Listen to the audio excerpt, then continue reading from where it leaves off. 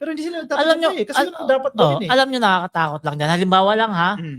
ma-acquit si Sarah dito sa death threat na article. Ma-acquit siya.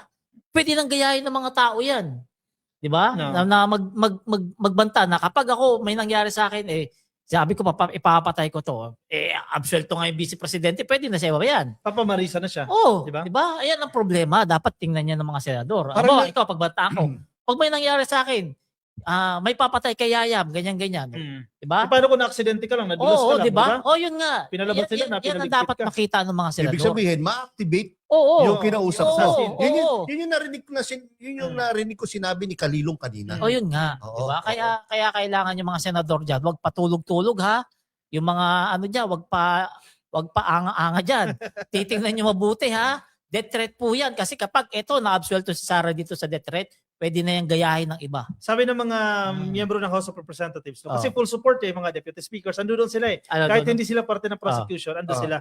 Ang pinakamatibay daw among the 4 articles of impeachment, yung pang-apat, yung dinidilig ngayon. Kaya nga yun Yung ang inuna nila eh. Correct. Dahil kang mismong witness or evidence is si Sarah mismo. Napakalinaw. Kasi Napakalinaw. ikaw, kung kayo abogado kayo paano nyo papasinungalingan yung video na galing mismo sa bibig ni Sarah yung mga sinasabi niya? Ano na lang, technicalities na lang. Di ba? Ayun yung ginagawa ng kanina. defense. Kaya yung sabing withdraw, panglilito lang sa mga judge yun eh. Correct. At Yung, speaking of that, doon mo mapapansin na sa opening statement ng defense, wala silang ni isang sinabi na ang tawag dito, innocent si Sara Duterte. Dahil alam nila totoo yung video. Di ba? So, kumbaga, it's just a matter of proving kung talagang yung grave threat will qualify as an impeachable offense. Yun lang ang tingin ko pagtatanong. sabi nga nila conditional daw yun. Yung, hindi yung Grave threat ay, sa mga naririnig natin ng mga legal eagles, ng mga experts ay hindi daw Hindi katanggap-tanggap. nagmamatter yung conditional. For instance, gaya na nga ng kung nyari si Sara Duterte is pinatay o namatay, no? Yun nga, sinalbahe ng ibang tao, hindi naman yun. ang bawa na lang, binangungot. Hindi, wag yun. Yun na lang pinatay. Pinatay, pero hindi naman itong inaakusahan niya. Hindi naman ng gobyerno, hindi si First Lady, hindi si Bongbong Marcos at former Speaker Martin Romualdez na may gawa. Pwedeng kakampi niya rin. No? And then, syempre, yung kinausap niya, i-activate yun. So, ang bintang, parang perfected na yung yung crime. so malabong-malabo talaga. So, at mukhang dyan matutuloy yan si Sara Duterte. Tapos tinanong din, kasi paano yan? Kasi ang haba parang 70 hearing days yan So, paano po pag natapos na natin itong first article? Do we have to proceed with another articles? Yan ay hindi pa raw malinaw.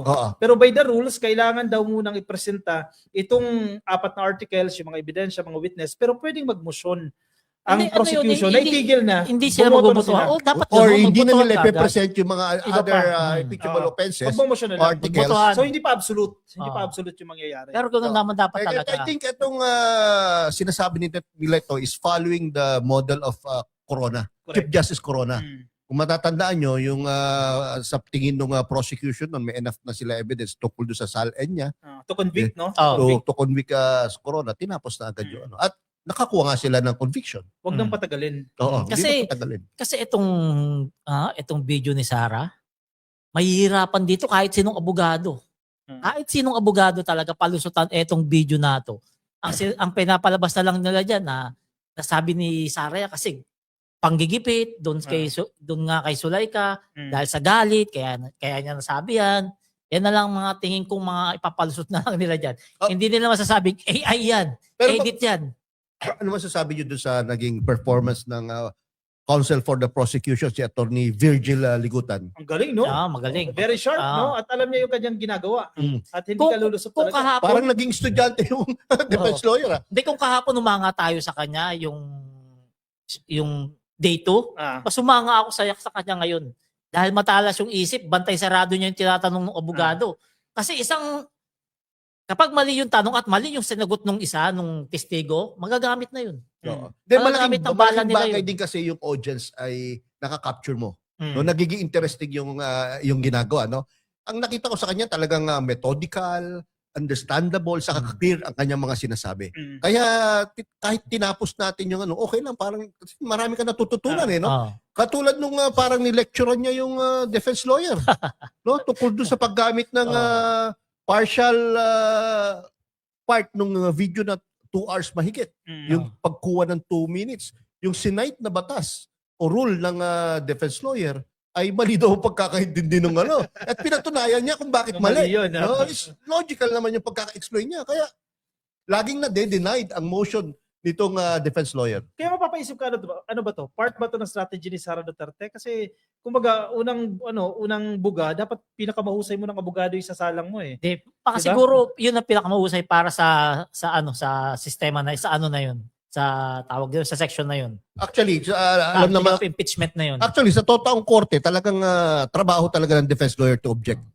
Lahat ng possible. Normal. Lahat ng possible ni object niya. In a way, magaling dun yung defense lawyer.